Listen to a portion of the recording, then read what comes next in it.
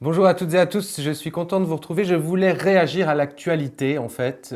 Vous avez vu la semaine dernière et la semaine d'avant, deux études ont été publiées, dont la fameuse étude du FC Que Choisir qui nous dit attention, attention, 184 produits ont été listés, sont à éviter parce qu'ils contiennent des ingrédients polémiques pour la santé, irritants, etc. Je voulais réagir à cette information parce que moi, ça fait évidemment des années que je vous dis ça sur l'essentiel de julien.com. Et puis, bien sûr, il y a aussi le mouvement Slow Cosmétique qui est né en 2012 et qui vous dit attendez, la peau n'a pas besoin de tant de produits que ça pour être belle et en bonne santé. Pourquoi aller s'embêter avec des produits très transformés dont finalement, vous le voyez, la composition est plutôt décevante. Alors souvent, on me dit oui, mais moi, pas de problème, Julien, je vais en pharmacie pour acheter mes produits. Oui, c'est ce que j'ai fait aujourd'hui et je vais vous montrer que malheureusement, il n'y a pas 184 produits à éviter. Il y en a des milliers et les produits de pharmacie sont concernés eux aussi. Regardez plutôt. J'ai ici 3 produits assez courants, de marques assez courantes.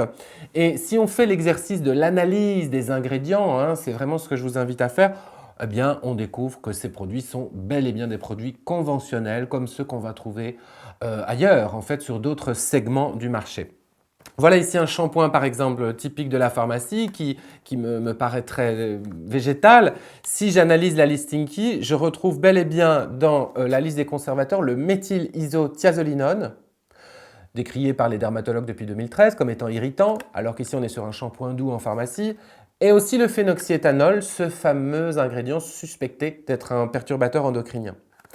Bon, pareil pour, prenons cette crème-ci qui est une crème à l'arnica. Alors la formule ici est un petit peu meilleure, mais ça ne va pas empêcher néanmoins le fabricant d'avoir mis dans sa formule des substances éthoxylées. Oui, oui. Et puis bien sûr, des dérivés d'huile de palme qui sont traditionnels, du propylène glycol aussi, qui est un ingrédient sur lequel on pourrait dire beaucoup de choses. Bon, le truc, c'est que c'est vraiment pas naturel en soi, alors qu'on était quand même sur quelque chose qui était censé mettre en avant l'arnica. Et puis alors, il y a bien sûr les marques dermatologiques, hein, comme Aven et La Roche-Posay. Je voudrais quand même rétablir une vérité. Ce sont certes des marques qui font attention à minimiser l'utilisation des allergènes, ça oui, mais en termes de noblesse des ingrédients, il n'y a pas vraiment quelque chose de très différenciant. Regardez ici, on est sur un correcteur de teint couvrance hyper classique très utilisé par les gens qui ont des problèmes de peau.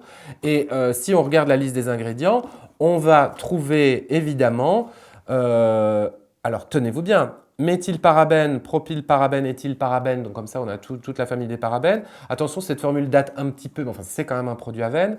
Et le phénoxyéthanol également en bonne place dans cette poudre pressée, mais qui aurait certainement pu être conservée d'une autre façon. Le produit n'est pas mauvais en soi, mais il est un petit peu, il pose question. Voilà, donc si vous êtes en pharmacie, sachez que vous n'êtes pas dispensé de lire la liste des ingrédients. J'irai même plus loin, dans certaines pharmacies ou parfumeries, on vous vend aussi des produits de luxe. J'ai ici 2 bons exemples. Bon, là aussi, je ne vais pas citer la marque, ça commence par Di, ça finit par Or. Et qu'est-ce qu'on retrouve dans des lotions démaquillantes ici? Du phénoxyéthanol en très très bonne place ici dans une lotion tonifiante pureté à l'iris.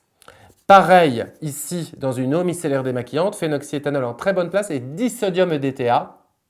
Disodium EDTA, vous irez vous renseigner sur internet, vous verrez, c'est aussi un ingrédient assez polémique. Alors, qu'est-ce qu'on fait? On déprime? Non, évidemment. On peut, je vous rappelle, lire mon livre Slow Cosmétique, le guide visuel. Si vous n'êtes pas très scientifique, ça va vous plaire parce qu'il est hyper simple, il est très très illustré et il contient surtout des clés pour déchiffrer la listing key et vous proposer des alternatives naturelles. Si vous aimez le sujet, que vous avez envie d'approfondir, n'oubliez pas que le premier livre, Adopter la Slow Cosmétique, lui aussi vous décrypte les ingrédients.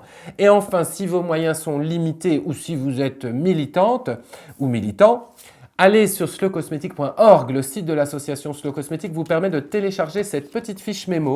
C'est un aide-mémoire qui vous permet d'identifier les ingrédients qui fâchent dans vos cosmétiques. Je compte sur vous, je pense que vraiment là, les choses sont en train de bouger. Je suis content que la Slow Cosmétique soit adoptée par de plus en plus de gens parce qu'en effet, on n'a pas besoin de tout ça dans la salle de bain.